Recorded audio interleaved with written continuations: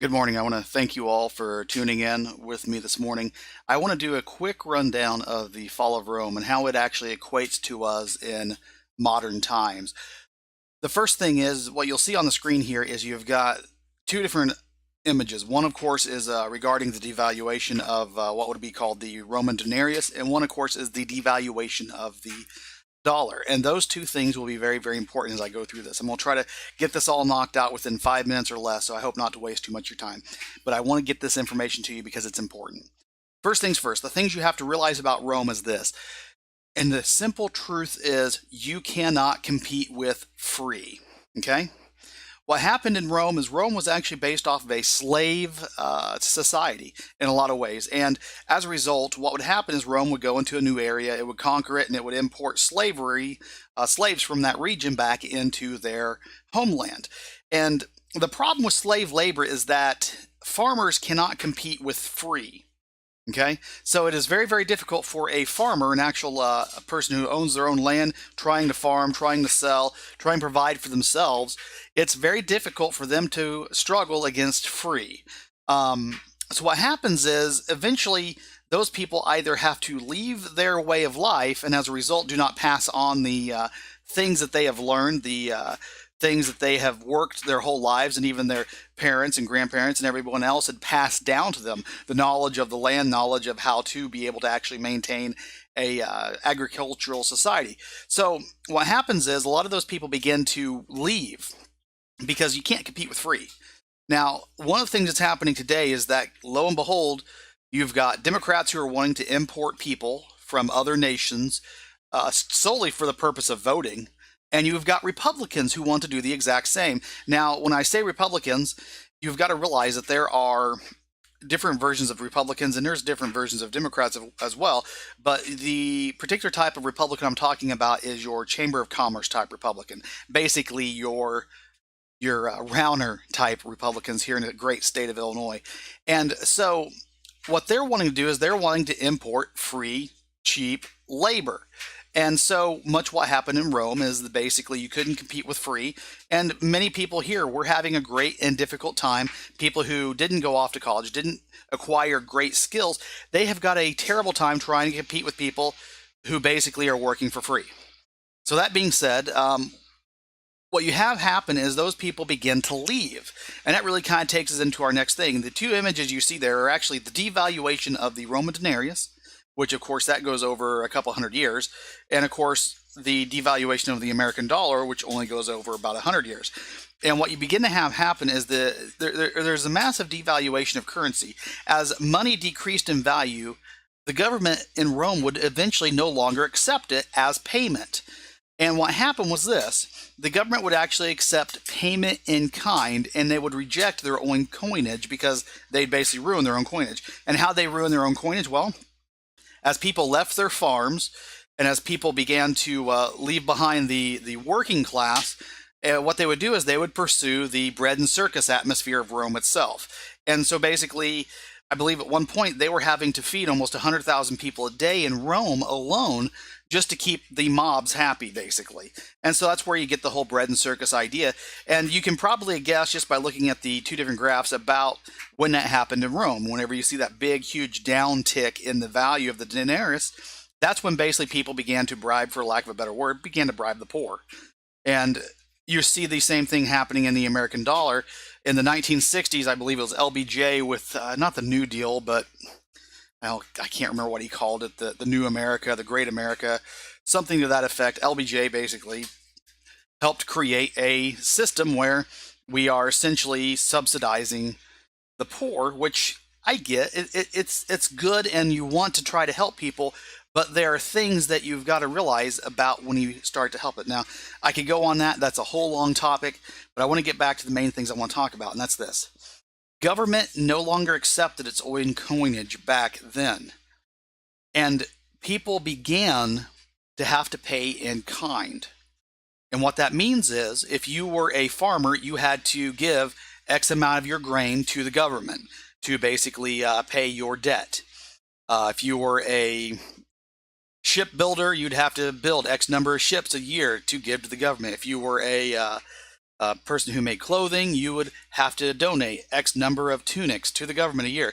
And of course, they would use it for usually the military or what have you. Now, here's the other thing that began to happen. Because of the fact that money became less and less valuable, people became citizens more easily. The reason why is because whenever everyone is a citizen, everyone's paying taxes. And so what happened was this. The government, being kind of sharp, came to realize that everyone within their region, within their area of control and influence, wasn't always paying taxes, so they began to hand out citizenship like candy.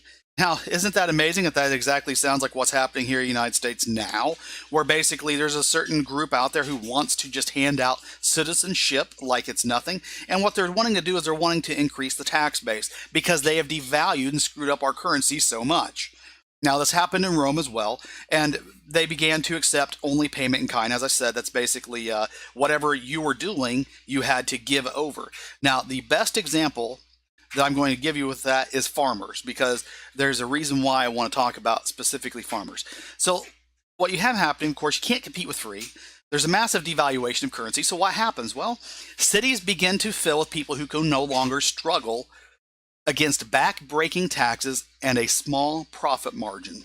So your family farms out there begin to struggle, and eventually they say, you know what, I can sit out here and basically ruin my family, keep trying to even provide for them, or I can go in and sit in the arena and be given bread all day and live a good life that way.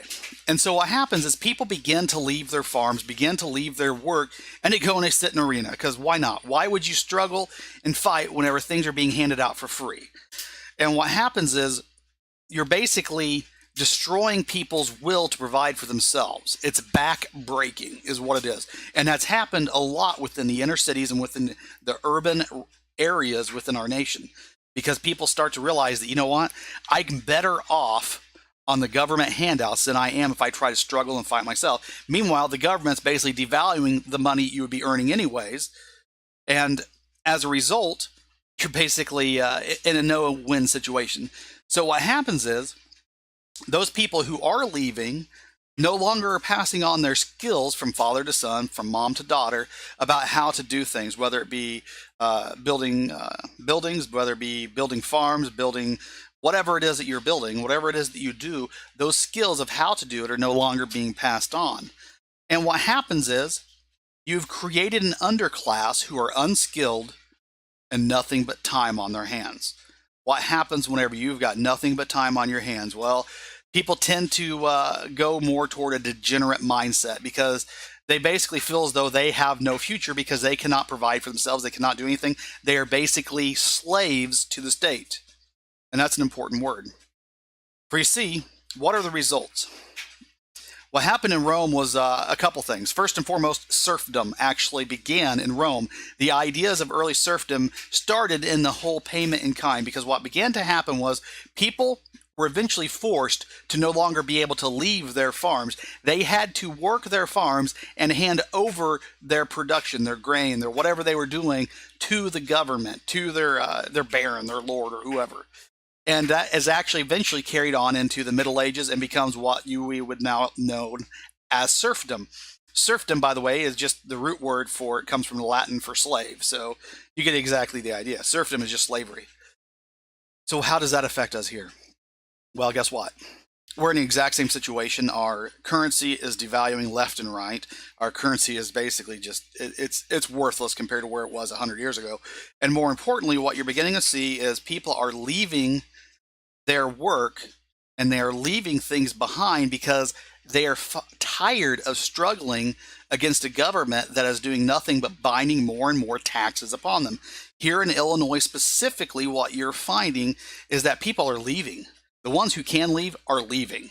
They're going because they see the writing on the walls. The problem is, no matter where they go in this nation, they're really only just delaying the inevitable. Because the problem isn't just Illinois, it's at the federal level as well.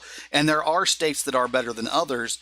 But here in Illinois specifically, how long is it until we are basically in a situation where people can no longer leave, can no longer afford to leave, and more importantly, if you do leave, they may still pursue you? Well, guess what? If you actually leave, I believe it's California or New York, if you leave their states currently and go to a place such as Florida or Kentucky that has no income tax type of system, they can actually pursue you for taxes still. Think about that for a moment. Even if you're no longer a citizen of those states, they can still pursue you on the basis that you're leaving to avoid taxes, which in most cases, most people are. So what you've got is basically a form of indentured servitude to the state, almost as though you owe them your wealth. And that's wrong. And so what you're seeing is the fall of Rome is basically a blueprint of what's happening today. And if you ever study it, if you ever look into it, what you'll begin to see is that in time, we may not necessarily become serfs, but we'll get to the point where we basically do not have the option to leave, which most serfs didn't. And that's really just a step above slavery. The other flip side of it is, guess what? Inside of the cities, whenever Rome was beginning to fall, and as it began to decrease, one of the reasons why the coinage devalued so much is because they had to keep using it to feed the mobs, to keep the mobs from rioting. And what do you have inside your cities today? Well, you have got mobs that are rioting and doing all kinds of insane, crazy things. And so, in the end, what it all leads to is failure. So what do? Well, there are a couple options as to what we can do. First and foremost, the people have got to wake up and realize that government is not the solution. Government is the problem. And as people begin to realize that, we ourselves, the more individual determination that we can carry, the better. You can leave the state of Illinois. You can go to Missouri. You can go to Kentucky. The problems of Illinois will eventually catch up with you. It may be 20 years. It may be 30 years. But the thing is, if we can fight and begin to try to push back here, that's far better than running and having to fight it in 20, 30 years. Because in a lot of ways, California, New York, Illinois are the canaries in the coal mine. And if we don't react here first, the whole nation's doomed. Thanks for dropping in.